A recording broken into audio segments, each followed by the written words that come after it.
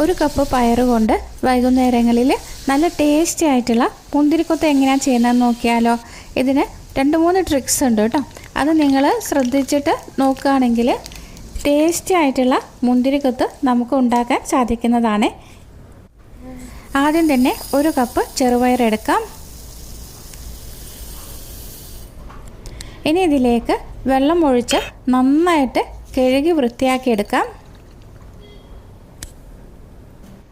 അതിനുശേഷം ഇതൊരു തരിപ്പയിൽ കൂടി ഊറ്റി വെക്കാം. എന്നിട്ടൊരു നല്ല വൃത്തിയുള്ള കോട്ടൺ തുണിയിൽ വിരിച്ചിട്ടാൽ മതി കേട്ടോ. പെട്ടെന്ന് തന്നെ ഉണങ്ങി കിട്ടുന്നതാണ്. അങ്ങനെ ഉണക്കിയെടുത്തിട്ടുള്ള പയറാണ്. ഇതൊരു പാത്രത്തിലേക്ക് ഇട്ട് കൊടുത്ത് നന്നായിട്ട് വറുത്തെടുക്കാം.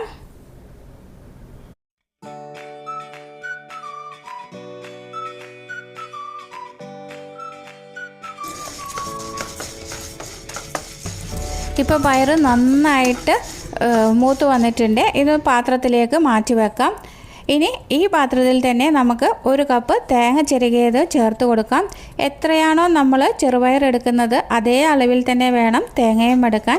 ഇത് നന്നായിട്ട് വറുത്തെടുക്കണം. നമ്മൾ സാമ്പാറിനൊക്കെ വറുത്തെടുക്കുന്നില്ലേ, അതേമാതിരി തന്നെ ബ്രൗൺ കളറാക്കിയിട്ട് വറുത്തെടുക്കാം. ഇങ്ങനെ വറുത്തെടുക്കുമ്പോൾ തീ എപ്പോഴും ലോ ഫ്ലെയിമിൽ ഇട്ട് കൊടുക്കണം കേട്ടോ, അല്ലെങ്കിൽ പെട്ടെന്ന് തന്നെ കരിഞ്ഞു പോകും. അപ്പോൾ നമ്മുടെ പലഹാരത്തിനൊന്നും ഒരു ടേസ്റ്റും ഉണ്ടാവില്ല കേട്ടോ. ഇതിൽ എണ്ണ തീരെ ഒഴിക്കാതെയാണ് വറുത്തെടുക്കുന്നത്.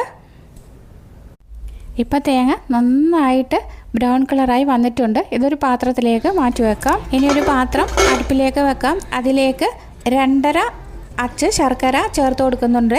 ഇതിലേക്ക് 1/2 കപ്പ് വെള്ളം ഒഴിച്ചു കൊടുത്ത് നന്നായിട്ട് ശർക്കര ഉരുക്കിയെടുക്കാം.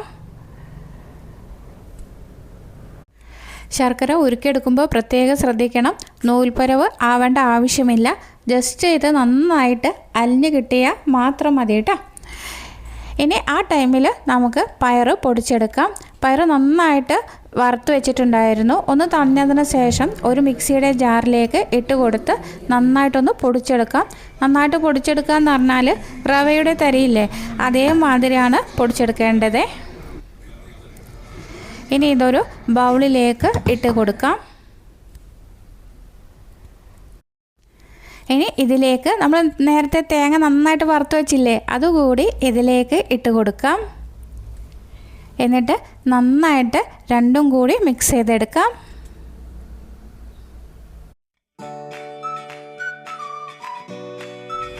ഇനി ഇതിലേക്ക് 1 ടീസ്പൂണ് ഏലക്കാപ്പൊടി ചേർത്ത് കൊടുക്കാം. ഇനി നമ്മൾ നേരത്തെ ഉരുക്കി വെച്ചിരിക്കുന്ന ശർക്കര ഉണ്ടല്ലോ, അത് ഇതിലേക്ക് കുറേശ്ശെ ചേർത്ത് കൊടുത്ത് നന്നായിട്ട് ഇളക്കി യോജിപ്പിച്ചെടുക്കാം. ഒന്നാകെ ഒഴിക്കരുത് കേട്ടോ. കുറേശ്ശെ ഒഴിച്ചു കൊടുത്ത് നന്നായിട്ട് ഇളക്കി കൊടുക്കാം. അതേമാതിരി ശർക്കരപ്പാനി ഒരു തരിപ്പയിൽ കൂടി അരിച്ചെടുത്തിട്ട് വേണം ഇതിലേക്ക് ഒഴിക്കാൻ വേണ്ടിയിട്ട്.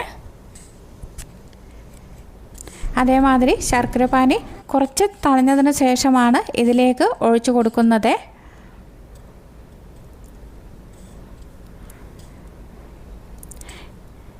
ഇനി കൈവച്ച് നന്നായിട്ടതൊന്ന് കുഴച്ചെടുക്കാം.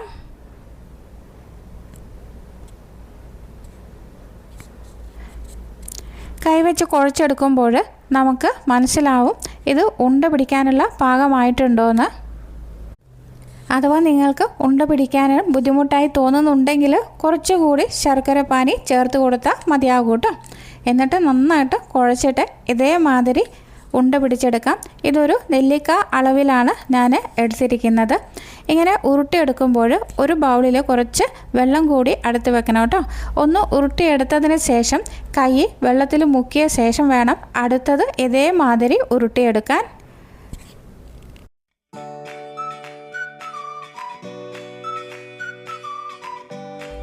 ഇനി ഇത് മുക്കി പൊരിക്കാൻ വേണ്ടിയിട്ട് ഒരു ബാറ്റർ റെഡിയാക്കണം. അതിന് വേണ്ടിയിട്ട് 1/4 കപ്പ് പച്ച അരിപ്പൊടിയാണ് എടുത്തിരിക്കുന്നത്. ഇതിലേക്ക് ഒരു 1/2 ടീസ്പൂണ് മഞ്ഞൾപ്പൊടി ചേർത്ത് കൊടുക്കാം. എന്നിട്ട് ഇതിൽ കുറച്ച് വെള്ളം ഒഴിച്ചു കൊടുത്ത് നന്നായിട്ട് കലക്കിയെടുക്കാം. വെള്ളം ഒഴിച്ചു കൊടുക്കുമ്പോൾ ഒന്നാകെ ഒഴിച്ചു കൊടുക്കരുത്. നല്ല ലൂസാവാനും പാടില്ല, അതേമാതിരി നല്ല കട്ടിയാകാനും പാടില്ല കേട്ടോ. നന്നായിട്ട് ഇളക്കി കൊടുക്കാം. കളർ കുറവാണെങ്കിൽ കുറച്ചുകൂടി മഞ്ഞൾപ്പൊടി ചേർക്കാവുന്നതാണ്. നൈസ് അരിപ്പൊടിയാണ് ഇതിനു വേണ്ടി എടുത്തിരിക്കുന്നത്.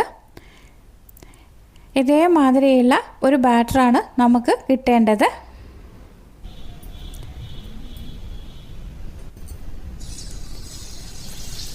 ഇനി ഇത് പൊരിക്കാൻ വേണ്ടിയിട്ട് ഒരു പാത്രം അടുപ്പിലേക്ക് വെക്കാം.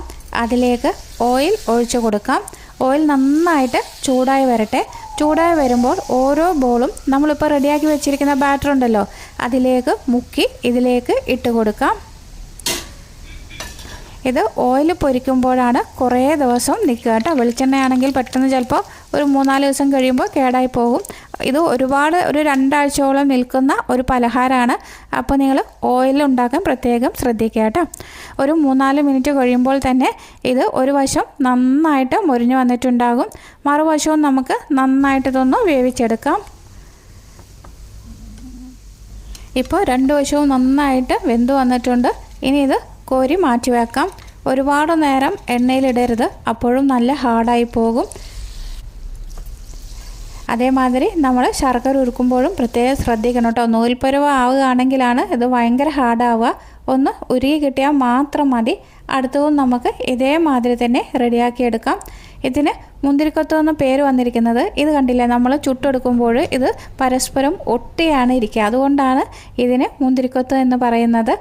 അപ്പോൾ നിങ്ങളെല്ലാവരും ഈ ഒരു പലഹാരം റെഡിയാക്കി നോക്കിയിട്ട് ഇഷ്ടപ്പെടുകയാണെങ്കിൽ ലൈക്ക് ചെയ്യാനും നിങ്ങളുടെ ഫ്രണ്ട്സിനും റിലേറ്റീവ്സിനൊക്കെ ഷെയർ ചെയ്ത് കൊടുക്കാനും മറക്കരുത്. പുതുതായി ഏതെങ്കിലും കൂട്ടുകാർ ചാനൽ കാണുന്നുണ്ടെങ്കിൽ ചാനലിനെ സപ്പോർട്ട് ചെയ്ത് സബ് ചെയ്യാനും കൂടി മറന്നു പോകരുത്. വലതുവശത്ത് കാണുന്ന ബെല്ലൈക്കൻ ക്ലിക്ക് ചെയ്ത് ഓൾ എന്ന് പ്രസ് ചെയ്താൽ മാത്രമേ ഞാനിടുന്ന അടുത്ത വീഡിയോയുടെ നോട്ടിഫിക്കേഷൻ നിങ്ങൾക്ക് ലഭിക്കുകയുള്ളൂ. അടുത്ത നല്ലൊരു വീഡിയോയുമായി വീണ്ടും കാണാം. Thank you for watching. By.